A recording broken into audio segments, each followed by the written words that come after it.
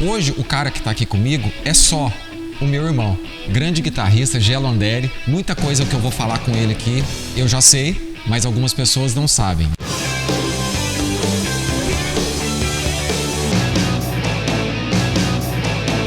E aí, beleza? Programa Rock Café, esse que é um programa bem legal que a gente está fazendo pela internet, trazendo grandes músicos de Poços de Caldas e região para falar de suas carreiras musicais, de suas influências e de sua importância na cultura de Poços de Caldas. Seja bem-vindo, Gelanderi. Muito obrigado, cara. É um prazer estar aqui pelo programa em si. Parabéns pela iniciativa e também por estar em família, né, meu irmão? A gente tem uma história muito legal dentro da música. Nós, claro, crescemos juntos, escutamos basicamente as mesmas coisas, os estilos musicais muito parecidos, ligados ao rock and roll. Ô Gelo, fala pra gente, quais são suas influências musicais dentro do rock and roll internacional que você escuta desde a adolescência e talvez até antes da pré-adolescência? Cara, pré-adolescência eu escutava Michael Jackson. Sensacional, Michael Jackson. Eu gostava de dançar break. É verdade. Cara. Mas enfim, acho que o rock and roll entrou na minha vida, acho que por sua causa. No começo eu não curtia não, achava o som meio abafadão. E depois eu passei a curtir algumas bandas específicas, mas dentro do heavy metal. Então eu comprava muito disco de heavy metal. Se eu for pensar assim, a banda que me causou dentro desse estilo foi o Metallica. Aí eu comecei a ouvir muita coisa de som pesado nesse estilo, de mais puxados pro thrash metal. Mas ao mesmo tempo eu também escutava muito hard rock, né, cara? Aquela onda dos anos 80, de Skid Row, Poison. Ouvi muito Poison, cara. Eu escuto de vez em quando ainda, eu tenho que confessar isso. E obviamente depois de um determinado tempo eu comecei a ouvir outras coisas dentro do rock, especificamente guitarristas. Eu ouvi muito os guitarristas shreds, né, da década de 80. Yngwie Malmsteen, Vinnie Moore, Paul Gilbert. Satriani eu conheci depois, mas pirei quando eu vi o Satriani, porque ele fugia um pouco da coisa do Malmsteen, de ser neoclássico e tal. Steve Vai, obviamente, né, cara? Acho que são essas as principais influências, assim, falando de rock puxado para heavy metal, mas ao mesmo tempo, cara, eu tenho paixão por Jeff Beck, por David Gilmour, cara. Adoro David Gilmour, adoro Jeff Beck. Já da década de 90 para frente, acho que o John Petrucci dentro do metal, muito bom. Mas eu também gosto de muitos caras que são fora do heavy metal, fora desse estilo mais engessado do rock.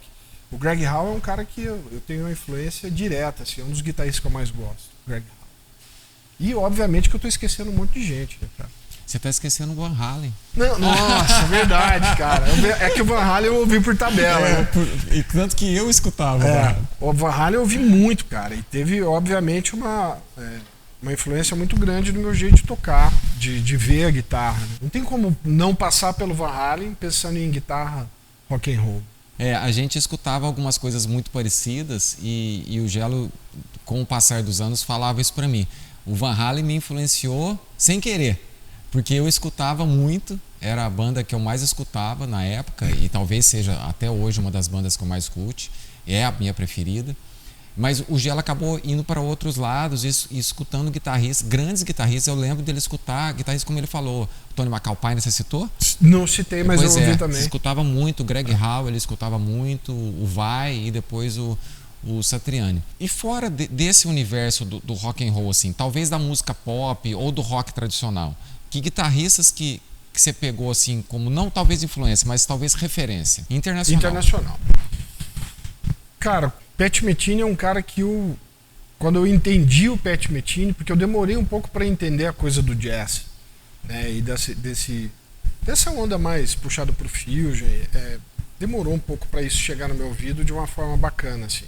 Mas quando eu entendi a ideia do Pat Metheny, cara, ele acho que é o primeiro cara que eu vou falar dentro dessa praia.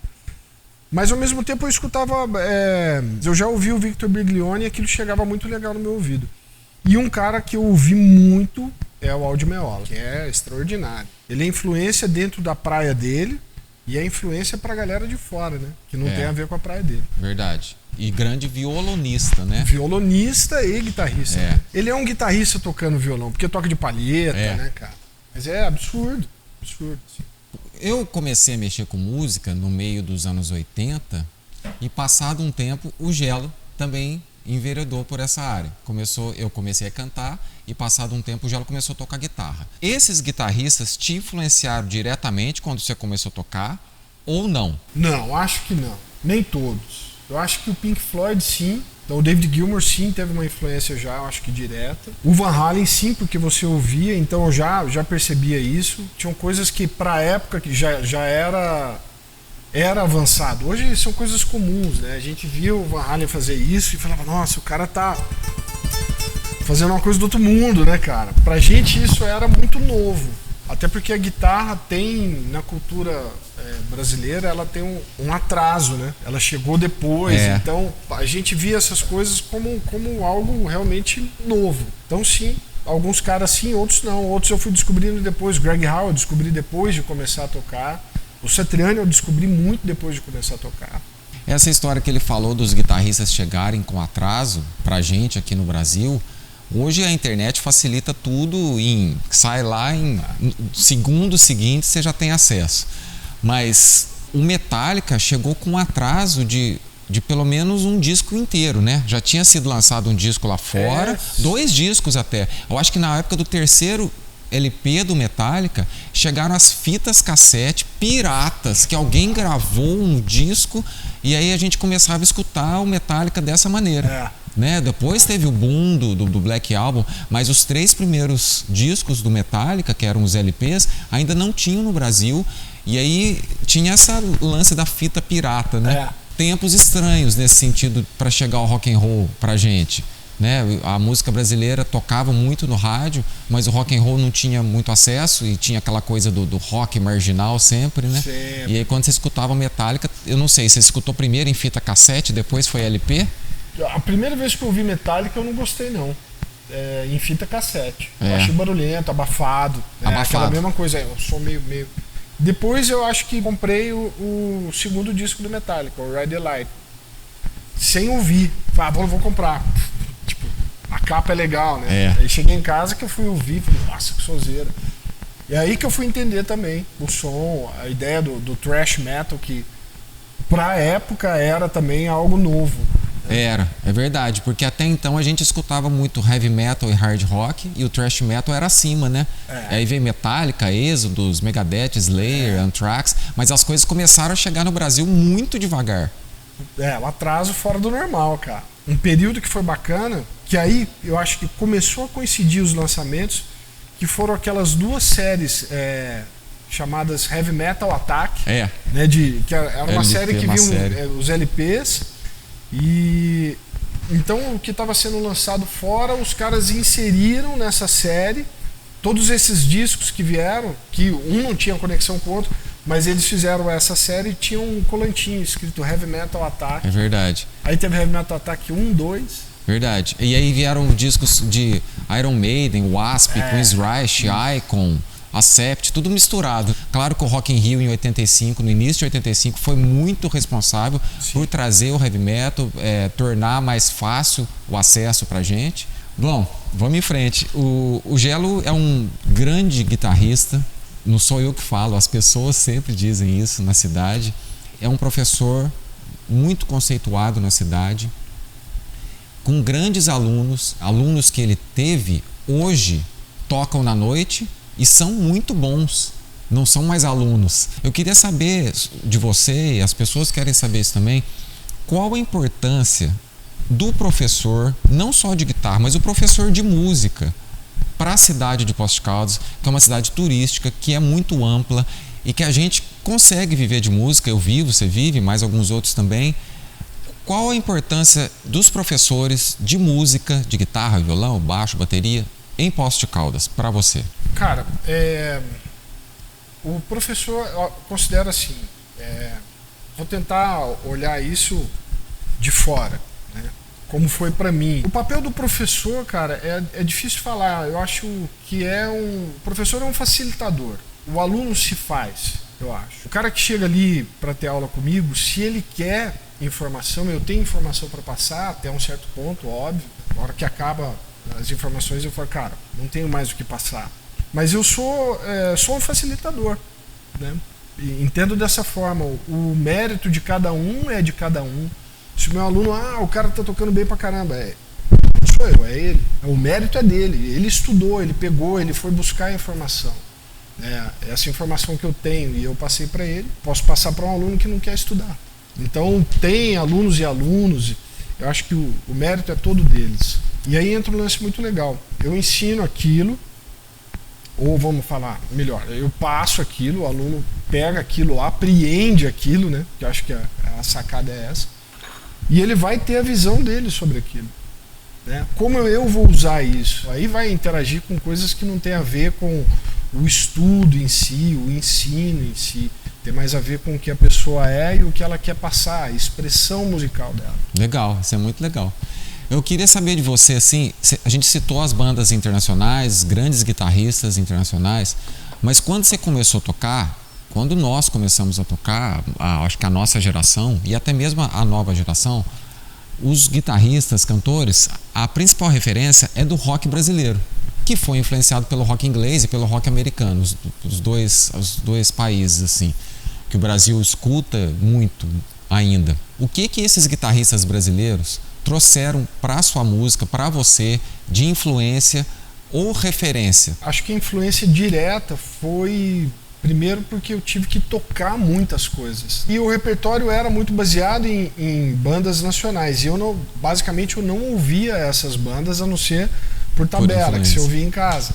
Mas quando eu comecei a travar contato com essas músicas, que eu tive que tirar essas músicas, aprender a tocar, aí eu comecei a sacar que haviam vários guitarristas legais, assim. O próprio Frejado Barão foi um cara que durante um período, parece que ele ligou as antenas, que estavam rolando outras coisas. Porque no início do Barão ele era um cara meio blues. E aí depois ele começou a se ligar que, acho que por conta do Rock in Rio mesmo, né? O cara deu opa, peraí, tem gente fazendo coisa diferente. Mas tiveram outros caras, eu acho o Augusto Lix, eu acho um cara importante porque ele estava antenado, sabia o que estava acontecendo. Antenado, do Engenheiros. Fora, então ele já veio com uma linguagem que era diferente do que estava rolando na época. O Traje teve o Carlinho, que era um cara que tinha, se não me engano, ele tinha estudado fora também, nos Estados Unidos. Então ele veio trazendo informações da guitarra americana, né? Aquele papo meio virtuoso assim. Tinha uma galera que estava antenada com os guitarristas britânicos. Do Villa Lobos era completamente Johnny Marr, do Smiths, e também aquela banda que você gosta que eu não gosto. O Joy Division. Joy Division, pra caramba. Completamente. Que era uma mistura, né? De Smiths com Joy Division. O guitarrista do Kid de Abelha, que ninguém fala. Cara, esse cara é o Bruno Fortunato, que é muito bom. Eu lembro da gente ler coisas dele em revistas como a Guitar Player, da galera falar do cara aí da canja em barzinho em São Paulo e apavorar lá, não sabe falar, o que esse cara tá fazendo. Acho que no contexto geral ele é sempre foi um cara funcional pra banda, exato. É bom o Gelo citar isso, porque a gente cresceu ouvindo os guitarristas virtuosos e aí, em dado momento a gente percebeu que não só os virtuosos é que eram bons. O The Ed do Tio não é um virtuoso, mas ele funciona pra banda. E aí a gente começou a perceber realmente que era possível fazer um som mais limpo e com qualidade, bem colocado dentro da música. Isso, Ed é extraordinário. Põe 2 notas e de repente tem guitarrista precisando de 30 pra falar no mesmo nível das 2 notas do cara. Ele é quase um construtor de sons, né? Ele é complexo na sonoridade e acabou influenciando caras que nada tinham a ver com aquele som. O próprio cara do Marillion, por exemplo, recebeu uma influência dele, né? Verdade. É até legal você falar sobre isso. Os guitarristas que são mais antigos ou mais experientes, que se permitem ser influenciados pelos guitarristas novos. Cara, isso é o mínimo, né? Se a gente for parar e pensar, como tudo é aprendizado, tudo música, ela é boa independente do rótulo, né? Então se o cara tá ouvindo, tô ouvindo U2 e de repente a gente tá falando deles, né? E de repente cara, isso aqui é muito legal, bonito, vou levar pro meu som, né? E mesmo que o meu som não seja do U2, mas aquela proposta ficou bom, é isso, cara, tá valendo. Sem prisões, né? A gente tá nesse papo muito legal, o nosso tempo é curto. Eu queria que você falasse, já para dar esse recado final, sobre a música em Poços de Caldas, sobre a música na sua vida, da importância da música na sua vida, como pessoa, como profissional da música, e deixar um recado final para os músicos de Poços de Caldas, principalmente.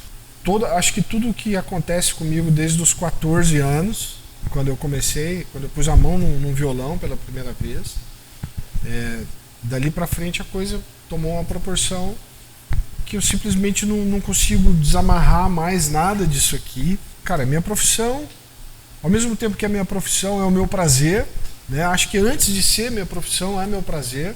Na verdade, a música já é minha vida. Não é nem a música na minha vida mais, a música é minha vida. Cara, se eu for dar um recado pra galera que já toca faz tempo, eu acho que cada um siga seu caminho, seu coração. Mas pra galera que tá começando, cara, muitas vezes a gente vê músicos, cara, que são fantásticos, assim, ou que ainda não estão prontos pra viver de música, mas que você vê que há um potencial e o cara desiste no meio do caminho porque tem-se a ideia de que viver de música é uma coisa que não é possível, mas na realidade viver de música é possível. Só não dá para achar também que não tem trabalho por trás disso. No meu caso é praticamente full time, dou aulas, tenho que separar um tempo para estudo, ensaios, e chega fim de semana, pô, vamos sair, não, vamos tocar, né? Mas, cara, no fundo eu gosto de tudo isso, é isso que... não dá nem pra eu falar que eu escolhi, porque talvez eu tenha sido mais escolhido do que eu escolhi, né? Eu fui meio que conduzido para isso, eu não consigo lembrar de um momento que eu falei assim, nossa, eu vou viver de música. Eu só me toquei e falei, cara, eu estou vivendo de música aqui, e é isso que eu quero. Aí sim, né? Falou, cara, é isso mesmo, essa é a minha trilha, é isso. É isso. Muito legal estar conversando hoje aqui com o Gelo, que é o Gelo Andere, que é meu irmão. A gente cresceu junto, na mesma casa, é claro. A gente toca junto. E assim, é um prazer sempre escutar do Gelo através de outras pessoas. Aí eu não tô puxando a sardinha, eu tô falando a realidade, porque as pessoas falam para mim da qualidade musical do Gelo, da qualidade como pessoa, do grande guitarrista, grande profissional que ele é. Então eu tenho orgulho de ser irmão do Gelo, tenho orgulho de tocar com o Gelo e, enfim, é isso. Gelo Andere, nesse programa muito legal do Rock Café. A gente está aqui na Rua Prefeito Chagas, dentro do Sarrosa, gravando esse programa, que é o Rock Café. Então, muito obrigado, Camila, por ter aberto esse espaço maravilhoso para a gente. Obrigado, Patrícia, também. E, claro, o Instituto Donato, que topou essa parceria junto com a gente. Muito obrigado. Se inscreva no canal, dê um like para receber o aviso dos próximos vídeos e a gente volta numa outra oportunidade, falando com outro músico bem legal de Poços de Caldas. Valeu!